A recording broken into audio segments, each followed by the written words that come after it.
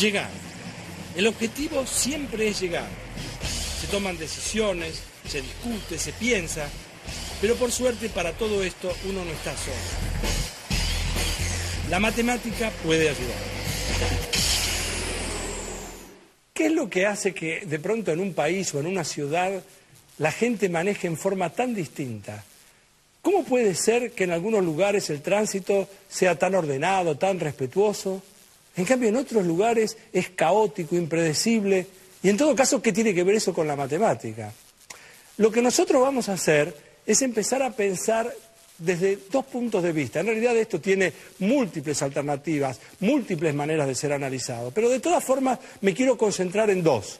En la del que maneja, la del conductor, y por otro lado, en aquella persona que es la que planifica, la persona que es la que pone las reglas. Eso es lo que vamos a hacer en esta primera parte de este informe.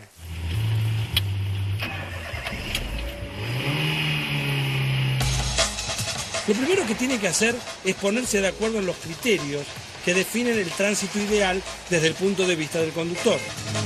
El tránsito ideal es el que me permite llegar a destino en el menor tiempo posible, sin estresarme, con el menor riesgo y además minimizando el costo, si uno tiene en cuenta los peajes, el combustible y las infracciones.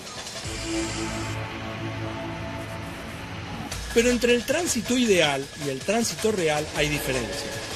Cada conductor intenta optimizar estos 4 puntos y el peso relativo de cada una de ellas va a variar según las personas. Y esto puede poner en tensión a algunos de estos puntos. Por ejemplo, a veces puedo llegar a un destino más rápidamente optimizando el punto 1, pero yendo por caminos con peaje, lo que no me permite optimizar el punto 4. O también puedo optar por viajar tranquilo, por un camino más largo, pero más seguro, y por el que voy a llegar más tarde, con lo que privilegio los puntos 2 y 3 en desmedro de la velocidad y el gasto de combustible. Para evaluar posibilidades, para optimizar recorridos, los GPS utilizan algoritmos matemáticos que son justamente los que permiten eso, optimizar los recorridos. Pero al mismo tiempo, uno se pregunta, ¿la matemática puede predecir el comportamiento del tránsito? Y la respuesta es sí. Aunque parezca poco creíble frente a determinadas situaciones, la matemática puede predecir qué es lo que tendría que pasar. Por supuesto que con un margen de error, pero en principio los modelos permiten anticipar qué es lo que tiene que pasar o qué es lo que va a pasar. Lo que vamos a hacer ahora en el programa es mostrarles a ustedes qué cosas resuelven los matemáticos.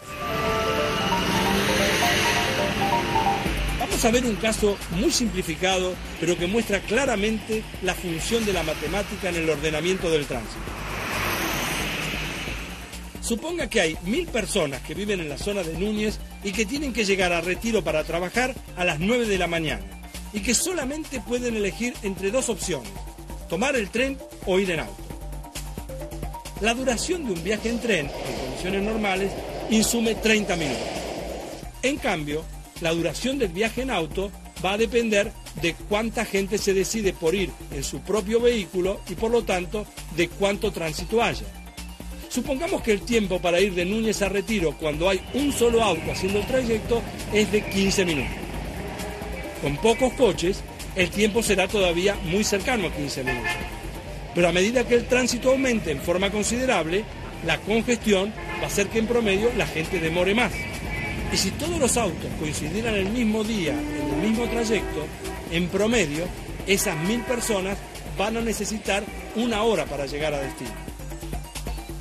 Como usted ya habrá notado, llegó un punto en la curva en el cual el número de coches aumentó tanto que la duración del viaje en auto superó los 30 minutos, es decir, el tiempo que demora el tren. Y es aquí cuando uno dice que el tránsito superó el llamado punto de equilibrio del sistema. Una vez que uno tiene en claro el concepto de punto de equilibrio, uno puede extender este problema a casos más reales, teniendo en cuenta que el tiempo no es la única variable a optimizar, que hay muchos orígenes y destinos, que hay varias opciones de medio de transporte y que hay factores externos que pueden estar afectando el tránsito. Las reglas de cada país, o en todo caso de cada ciudad, son más o menos las mismas, las reglas de tránsito. El problema es que lo que varía es el grado de acatamiento. En algunas sociedades hay gente que es muy respetuosa de las reglas de tránsito y naturalmente la gente llega más rápido, corre menos riesgo, tiene menos estrés, es decir, se dan las condiciones casi ideales. Esas se llaman situaciones de colaboración. Por otro lado, en sociedades como las nuestras, más las latinas, en principio hay justamente situaciones de no colaboración, hay poco acatamiento. Una persona, en todo caso, tendría que preguntarse antes de salir, y quizás lo haga consciente o inconscientemente, ¿hasta qué punto hoy voy a acatar las reglas del tránsito? De sus potenciales respuestas, de la suma de esas respuestas, es donde va a surgir el plan que aquellos que designan y diseñan las reglas de tránsito tienen que seguir. Supongamos que estamos en una cultura con bajo grado de acatamiento de las reglas de tránsito. Yo tengo dos opciones para definir cómo actuar frente al volante. O bien yo tampoco cumplo con las reglas y termino como el resto de los conductores, demorando mucho en llegar a destino, estresado y con un alto riesgo de estar involucrado en un accidente. O bien decido cumplir con las reglas y, además de mantener mi grado de estrés y alto riesgo por el mal comportamiento de los otros, probablemente termine tardando más en llegar a destino.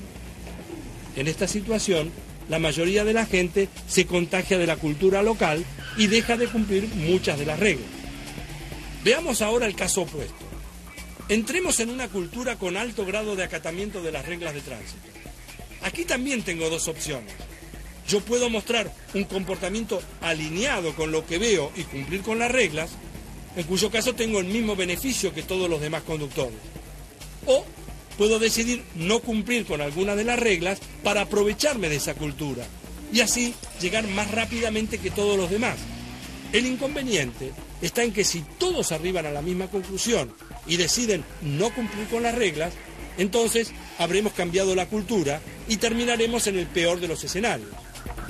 Son muchas las variables que están en las manos de las personas que manejan y diseñan las reglas de tránsito. Y la matemática los ayuda en todo caso como para decidir cuál va a ser la reacción de la sociedad frente a eso y además si habrá una reacción positiva o negativa.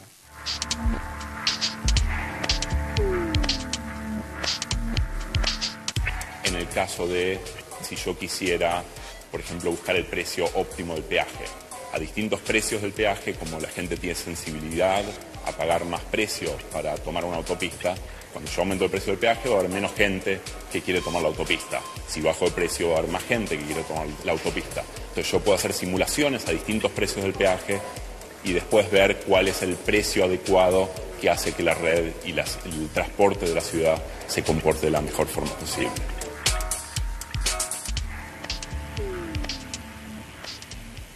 Además del largo plazo, están las decisiones del día a día.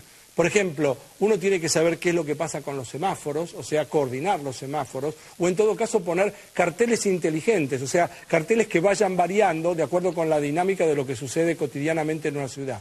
A los efectos de esto se usa la matemática, las herramientas de la matemática, que en principio parecen transparentes, parecen invisibles, pero están ahí.